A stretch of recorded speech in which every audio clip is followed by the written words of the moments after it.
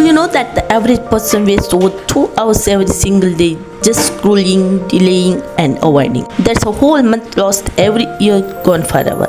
Now imagine if you invested those hours into learning, building, or improving yourself, you could literally change your life. The truth is, procrastination is not laziness, it's a silent thief stealing your future. And today I'll show you how to defeat it. Why we procrastinate? We procrastinate not because we are lazy, but because our brain is addicted to comfort. The moment a task feels hard, your brain whispers, do it later. Check your phone, watch a reel. But hear the truth, every time you delay, you are not just wasting minutes, you are trading pieces of your future for temporary comfort. The real cost, 2 hours wasted every day equals 730 hours a year. That is 30 full days, an entire month lost. Imagine, if you use that time to learn a skill, start a business, or work on your health, where would you be a year from now? Procrastination doesn't hurt in a moment, but over time it builds regret. Hacks to beat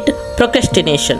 Fire 1. The 5 minutes rule. Tell yourself, I'll just do this for 5 minutes.